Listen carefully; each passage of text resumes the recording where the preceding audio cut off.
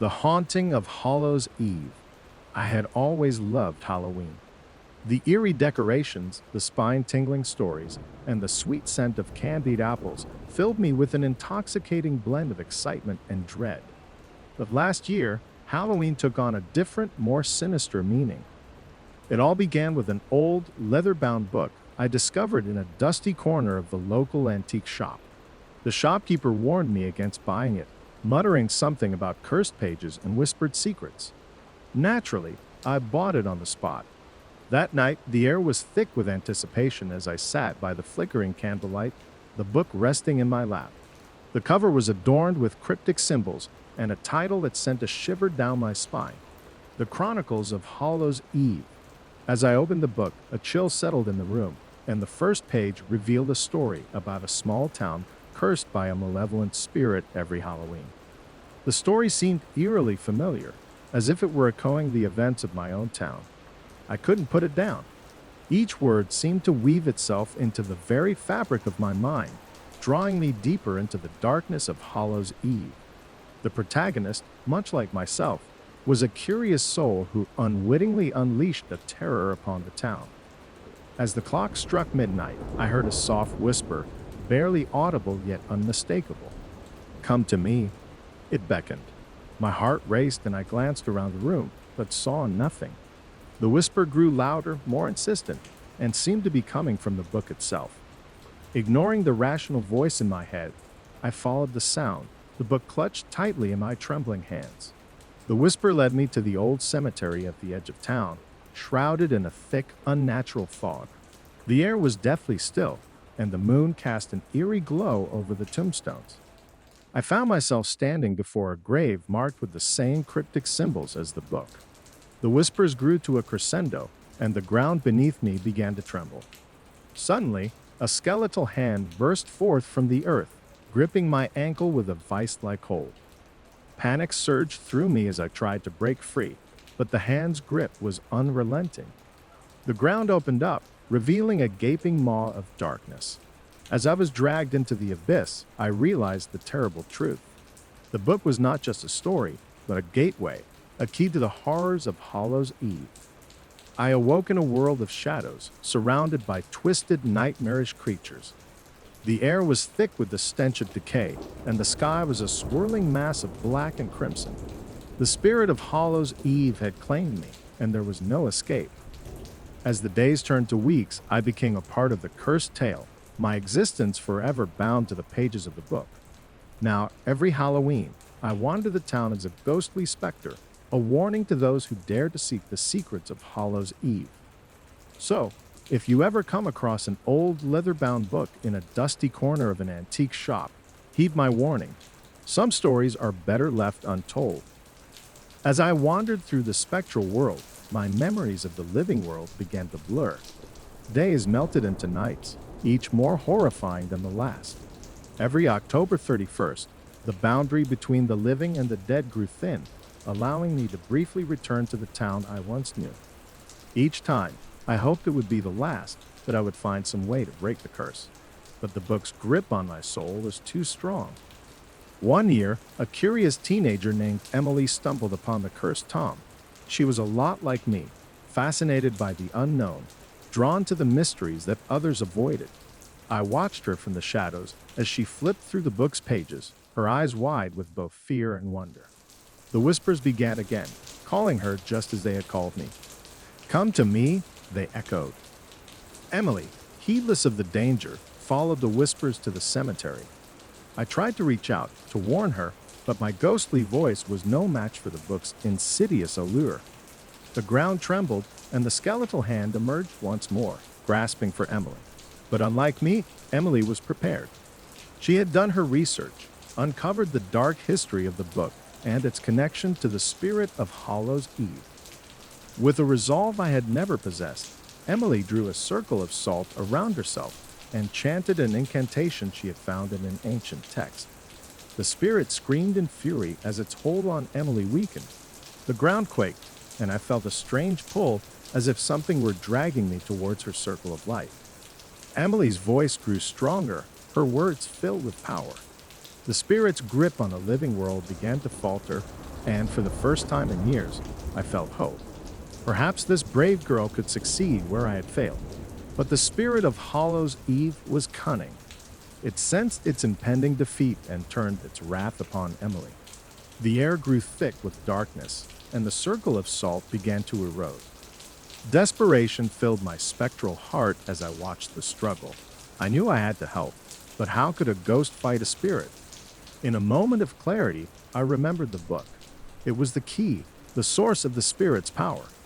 If Emily could destroy it, perhaps she could break the curse. With every ounce of my will, I focused on the book, willing it to disintegrate. Emily seemed to sense my intention. She reached for the book, her hands trembling but determined. The spirit shrieked, a cacophony of rage and fear, but it was too late. Emily's fingers closed around the book, and with a final incantation, she tore it apart. A blinding light erupted from the pages, and the spirit's screams were silenced. The ground stopped shaking, and the fog lifted. Emily collapsed, exhausted but victorious. The curse was broken. As the light faded, I felt a warmth I had long forgotten. I was free. My ghostly form began to dissipate, and for the first time in years, I felt peace. I looked at Emily, my silent savior, and smiled. She had done what I could not. She had saved the town and freed the lost souls of Hollow's Eve. Now, every Halloween, I watch over Emily from the other side, a guardian spirit ensuring that no one else falls victim to the curse book. And if you ever hear whispers in the night, remember, some stories are better left untold.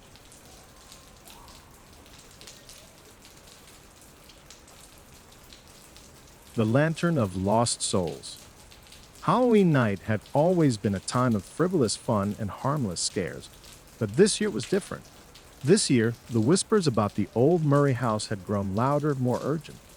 Legend had it that a single lantern flickered in the attic window every Halloween, and those who saw its light would be visited by the spirits trapped within.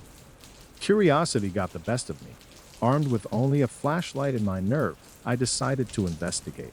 The house loomed at the edge of town, shrouded in darkness, its broken windows staring back at me like hollow eyes. As I stepped onto the creaking porch, the air grew colder, and the faint smell of decay filled my nostrils. Pushing the door open, I was greeted by a wave of stale air and the sound of distant whispers. My flashlight beam cut through the darkness, revealing cobwebs, broken furniture, and dusty portraits of the long-dead Murray family. Every shadow seemed to move. Every creak and groan of the old house felt like the approach of something unseen. I made my way to the attic, the whispers growing louder with each step. The stairs were treacherous, and I nearly lost my balance on several occasions. At the top, I found the door to the attic slightly ajar, a dim, eerie light seeping through the crack. My heart pounded in my chest as I pushed the door open. There, in the center of the room, stood an ancient lantern, its glass blackened with age. The light inside flickered weakly, casting long, dancing shadows on the walls. As I approached, the temperature dropped further, and I could see my breath fogging in the air. The whispers intensified, and I realized they were coming from the lantern itself. I leaned closer, trying to discern the words. "Release us," they begged. My hand trembled as I reached for the lantern, but before I could touch it, a sudden, icy grip seized my wrist. I spun around, expecting to see the source of the grip, but there was nothing but darkness. The lantern's light flared, and the room filled with ghostly apparitions.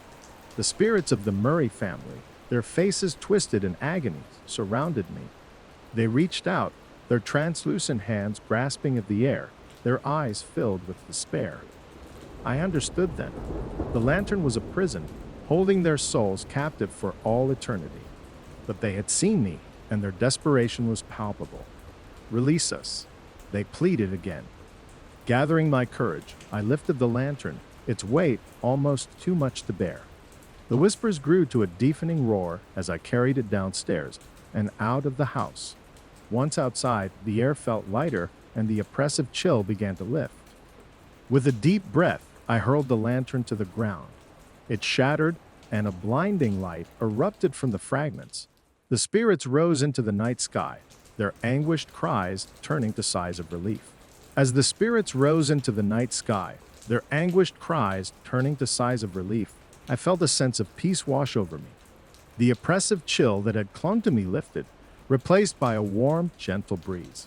It was as if the spirit's release had cleansed the very air around the old Murray house. But my ordeal was not yet over. As the last of the spirits ascended, a booming voice echoed through the night. "You have freed them, but the curse remains." I spun around to see a shadowy figure standing at the edge of the cemetery. It was tall and cloaked, with glowing red eyes that pierced the darkness. Fear gripped me, but I knew I had to confront whatever this new threat was. "Who are you?" I demanded, trying to keep my voice steady. "I am the guardian of the cursed," the figure replied. "You have meddled with forces beyond your understanding. The spirits may be free, but the lantern's curse has merely shifted." A cold realization settled over me. I had freed the souls of the Murray family, but I had inadvertently taken their place. The lantern, shattered but still glowing faintly, lay at my feet. I could feel its pull, the same pull that had drawn the spirits to it for centuries. The shadowy figure stepped closer, and I saw that it was not entirely human. Its form flickered, like a projection caught between dimensions. "You are now bound to the lantern," it said, "and your soul will be the one trapped come next Halloween." Desperation filled me. There must be a way to break the curse for good, I pleaded. The figure paused, as if considering my words. "There is one way," it said finally. "The curse can be broken if the lantern's flame is extinguished by the light of a pure soul." I didn't fully understand what that meant, but I knew I had to try. As Halloween passed and the days grew shorter, I searched for a way to extinguish the lantern's flame. I visited old libraries, consulted with mystics, and even ventured into realms of the paranormal. It was Emily, the girl who had freed the spirits of Hallows' Eve, who found me. She had heard the whispers too, and she was determined to help. Together, we unraveled the secrets of the lantern and discovered the ancient ritual needed to break the curse. On the eve of the next Halloween, we returned to the Murray house. The lantern's flicker had grown stronger, and I could feel its hold tightening. But I was not alone. Emily stood beside me, her pure heart the key to breaking the curse. As the clock struck midnight, we began the ritual. Emily held the lantern high, her voice steady as she chanted the incantation. The air crackled with energy, and the lantern's flame roared in defiance. But Emily's light was stronger. With a final powerful word, Emily extinguished the flame. The lantern shattered into 1,000 pieces, each one dissolving into dust. The curse was broken, and I felt the weight lift from my soul. The shadowy figure appeared one last time. "You have done what no one else could," it said. "The curse is broken, and the spirits are free. You were free." As the figure faded into the night, I knew that Halloween would never be the same. But I also knew that I had found a true friend in Emily, and that together we had faced the darkness and won. The Watcher in the Woods. Growing up in a small town, Halloween was the highlight of the year. We had the typical festivities: trick-or-treating, costume contests, and spooky stories told around bonfires. But there was one story that always seemed too real to be just a tale: the story of the Watcher in the Woods. The woods on the outskirts of town were dense and foreboding, a place parents warned their children to avoid. As the legend went, every Halloween, a shadowy figure known as the Watcher would emerge, luring unsuspecting victims into the forest, never to be seen again. Most brushed it off as superstition, but there were those who swore they had seen the Watcher with their own eyes. It was the night of Halloween, and my friends and I decided to venture into the woods. We were armed with flashlights, bravado, and a daredevil spirit. The deeper we went, the thicker the darkness became, swallowing our light and muffling the sounds of the outside world. An eerie silence descended, broken only by the crunching of leaves beneath our feet. Suddenly, my flashlight flickered and went out. I tapped it, trying to coax it back to life, but the darkness remained unyielding. My friends' lights also dimmed, casting an eerie, ghostly glow on the trees. Panic set in, and we huddled together, whispering hurried plans to retrace our steps. That's when we heard it, a low, guttural growl. so deep it vibrated in our chests. We turned, our eyes wide with terror, and saw a shadowy figure standing at the edge of our feeble circle of light. The Watcher. It moved closer, its form shifting and indistinct, more like smoke than flesh. We could feel its eyes on us, a cold, calculating gaze that sent chills down our spines. Instinct took over, and we ran, our footsteps echoing through the woods. Branches clawed at our faces, and the ground seemed to pull at our feet, as if the forest itself wanted to keep us there. The growl grew louder, closer, and I could hear my friend's panicked breaths ming. The growl grew louder, closer, and I could hear my friend's panicked breaths mingling with my own. My heart pounded in my chest like a drum, each beat echoing in my ears. I dared to glance back and saw the shadowy figure gliding through the trees, its form becoming more defined with every step. Suddenly, one of my friends, Jake, stumbled and fell. The Watcher pounced, its shadowy form enveloping him. His screams pierced the night, sending a fresh wave of terror through me. But I couldn't stop. I couldn't look back. I had to keep running. We burst out of the woods, gasping for breath, and collapsed on the ground. The town lights were a welcome sight, but the relief was short-lived. Jake was gone, and the darkness of the woods seemed to linger at the edge of town, as if watching, waiting for its next victim. The days that followed were a blur. Search parties scoured the woods, but there was no sign of Jake. The legend of the Watcher had claimed another soul. The town was gripped with fear, and no one dared to venture into the woods, especially on Halloween. Months passed, but the memory of that night haunted me. I couldn't shake the feeling that the Watcher was still out there, lurking in the shadows. I had to find a way to stop it, to avenge Jake and put an end to the terror. I delved into old town records, seeking any information about the Watcher. I discovered that the legend dated back centuries to a time when a dark ritual had been performed in the woods. A malevolent spirit had been summoned, and it had taken the form of the Watcher, feeding on the fear of the living. With the help of an old journal I found in the town archives, I learned of a way to banish the Watcher. It required a ritual of light, a counter to the darkness that the Watcher thrived on. It had to be performed on Halloween, when the boundary between the worlds was thinnest. Halloween night arrived, and I gathered my supplies: candles, mirrors, and a book of incantations.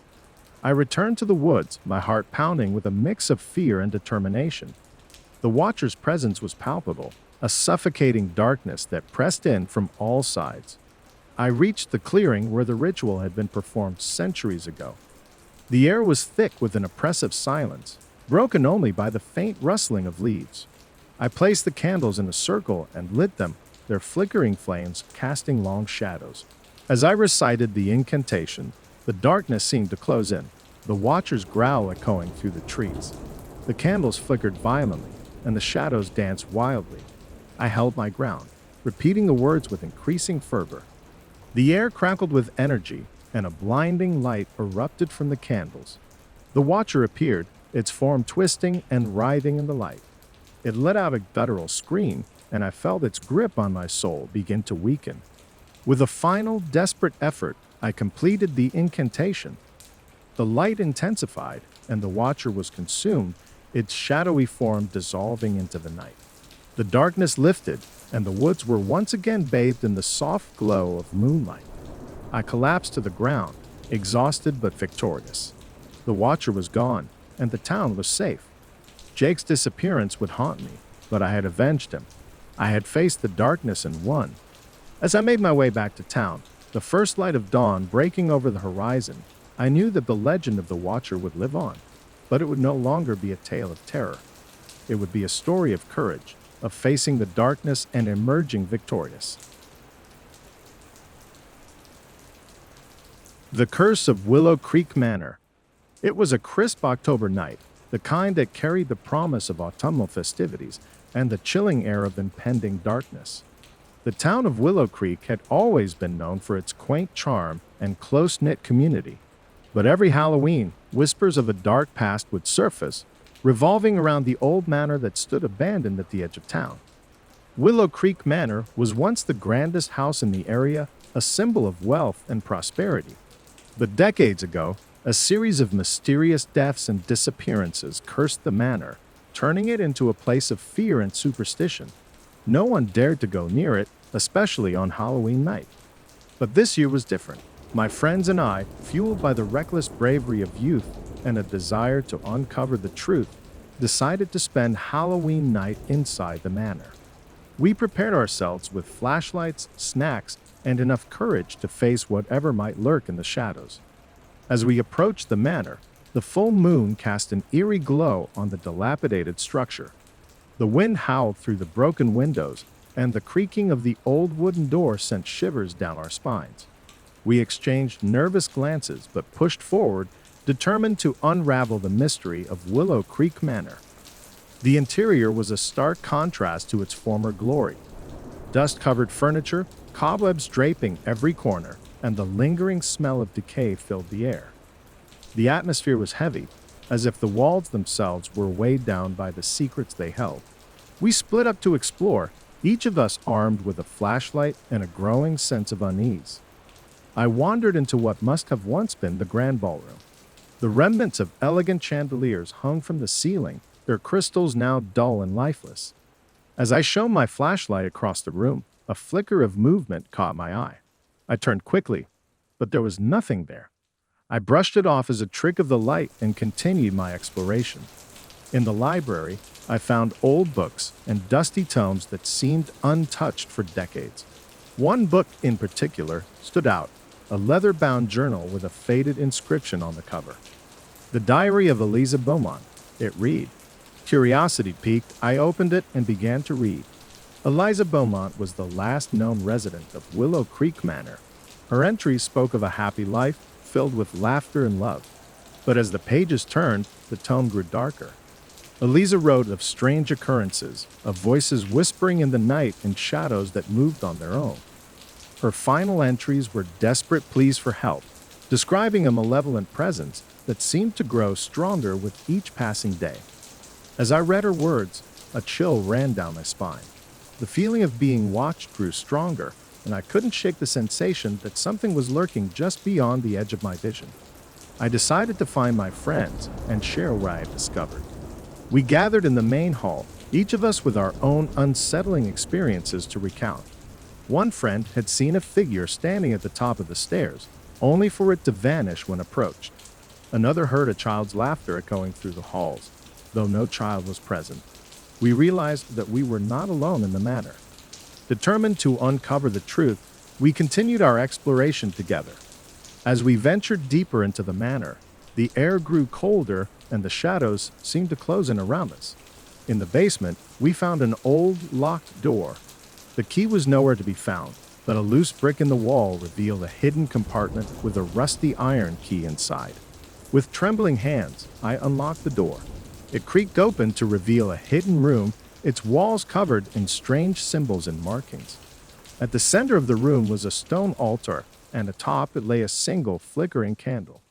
The air was thick with a sense of malevolence, and an oppressive darkness seemed to seep from the very walls. As we stepped into the room, the candle's flame flared and then extinguished, plunging us into darkness. The temperature dropped sharply, and a voice, low and guttural, echoed through the room. "You should not have come here," it warned. In the dim light of our flashlights, we saw shadowy figures emerging from the walls, their eyes glowing with an eerie light. The malevolent presence that Eliza had written about was real, and it was angry. The figures advanced, and we felt an overwhelming sense of dread. We had to find a way to escape, but the door slammed shut behind us, trapping us inside. We huddled together, our fear palpable as the figures closed in. Their whispers filled the room, a cacophony of voices that spoke of pain, suffering, and a hunger for vengeance. Desperation set in, and I recalled the symbols in Eliza's journal, symbols that could potentially banish the spirits. With shaky hands, I began to draw the symbols on the floor, chanting the incantations from Eliza's journal. The shadows recoiled, and the air crackled with energy. But the spirits were not easily defeated. They surged forward, their fury intensifying. I continued the ritual, my voice growing stronger as the symbols glowed with another. I continued the ritual, my voice growing stronger as the symbols glowed with an otherworldly light. The spirits recoiled, their forms wavering in the intense glow. The oppressive atmosphere began to lift, and a sense of hope filled the room. But the malevolent presence was not easily banished. The figures surged forward once more, their fury intensifying. My friends joined in, their voices adding strength to the incantation. Together, we chanted with renewed determination, the glow of the symbols growing brighter with each passing moment.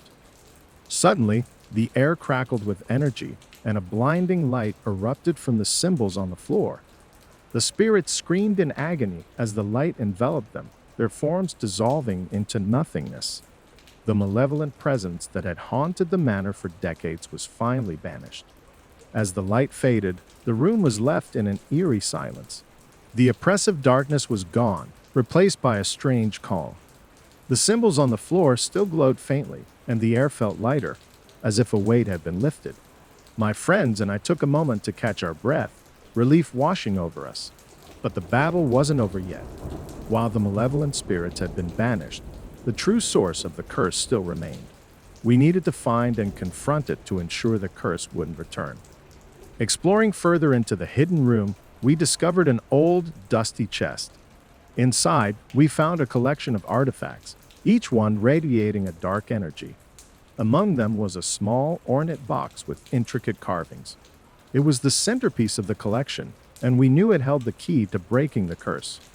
Carefully, we opened the box, revealing a piece of parchment covered in more symbols and an ancient, handwritten script. The script detailed the origins of the curse, a pact made by the original owner of the manor with a dark entity in exchange for power and wealth. The price was the souls of the innocent, trapped within the manor for all eternity. We realized that to break the curse, we needed to perform one final ritual, using the artifacts to summon and confront the dark entity. It was a dangerous task, but we were determined to free the spirits once and for all. Returning to the main hall, we prepared for the ritual. We arranged the artifacts in a circle and lit candles around them. As we began the incantation, the air grew heavy with anticipation. The shadows seemed to coalesce, forming a swirling vortex at the center of the circle. From within the vortex, a figure emerged, a dark, menacing presence that filled the room with an overwhelming sense of dread. The entity, a towering shadow with glowing red eyes, stared at us with malevolent intent. "You dared to challenge me," it hissed, its voice echoing through the room. Summoning all our courage, we continued the incantation, our voices unwavering. The symbols on the parchment glowed, and the artifacts began to vibrate with energy. The entity shrieked in fury as it felt its power waning.